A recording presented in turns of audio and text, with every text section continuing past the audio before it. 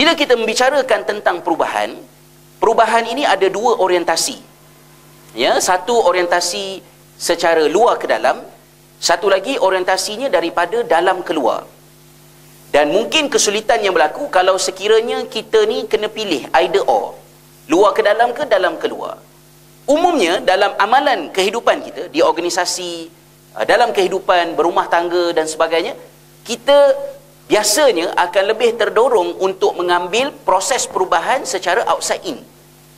Kerana yang outside in itu lebih jelas untuk dipegang dan lebih kelihatannya boleh dilaksanakan.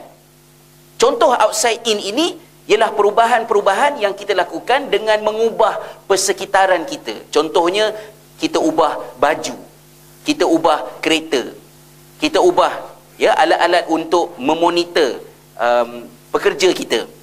Ya, asyik datang lambat sahaja. Kenapa? Tengok kat luar. Oh, datang dengan kancil, patut lambat. Kan? Bagi Myvi, lambat serupa tu juga. Kan?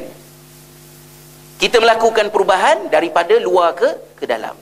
Dan itu juga orientasi yang biasanya berlaku dalam polisi-polisi di negara kita. Daripada tahun 1980-an, apabila disebutkan tentang bersih, cekap, amanah, ya, kepimpinan melalui teladan, ya, penerapan nilai-nilai Islam satu demi satu polisi sampai kepada Islam hadari, dan masih ini adanya ya satu Malaysia dan wasatiyah. Pelbagai konsep itu yang secara teorinya ia adalah merupakan sesuatu yang murni dan baik, tetapi dia selalu sulit untuk mencapai apa yang disasarkan, berpunca daripada selalunya pendekatan yang dilakukan adalah perubahan daripada outside in, daripada luar ke dalam. Kita adjust lah macam-macam. Kita buat program-program yang kita nak petik hasil luaran dia. Sedangkan benda-benda yang disebutkan tadi, ya, bersih, cekap, amanah, nilai-nilai tersebut, semuanya itu adalah buah. Buah yang datang daripada sebatang pokok. Yang pokok itu ada batangnya, ada akarnya, dan perlu dibaja dan perlu disuburkan, baru kita boleh petik buah. Tetapi kalau sekiranya perubahan itu ke arah nak buah sahaja, kita habiskan duit berjuta-juta ringgit ya untuk buat pelbagai program, tetapi program itu sukar untuk mencapai matlamatnya kerana tidak ada apa yang disebut sebagai internalization process. Ya, proses memasukkan nilai itu ke dalam diri supaya perubahan itu boleh dibuat daripada dalam keluar. Ya, manusia ialah apa yang dia percaya daripada dalam keluar.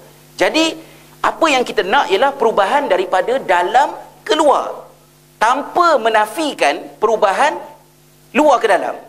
Kalau tak apalah, kita buanglah CCTV, tak payah supervisor ke apa semua, kita rakan-rakan, maknanya kita berserah kepada Allah Subhanahu Taala untuk masing-masing membuat perubahan. Tidak juga.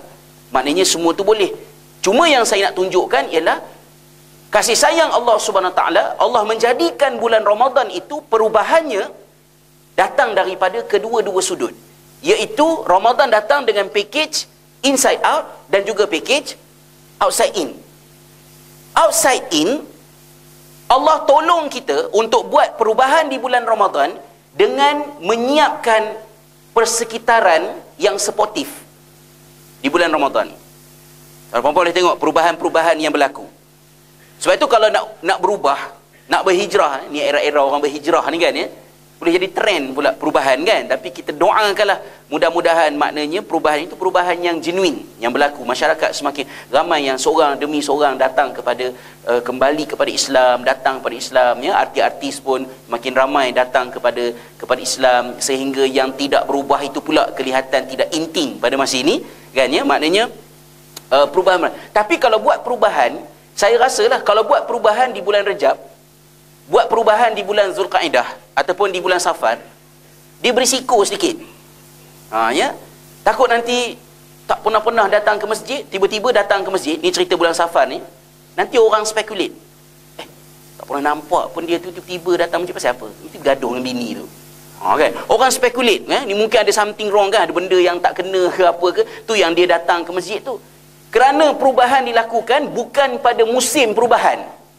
Tapi kalau perubahan dilakukan pada bulan Ramadan, tak risau. Orang tak mengata pun. Memang orang ramai datang ke masjid. Memang inting musimnya orang datang ke ke masjid. Dari sudut yang positif, kita katakan bahawa itu menunjukkan Allah tolong kita untuk kita mengambil peranan di bulan Ramadan buat perubahan.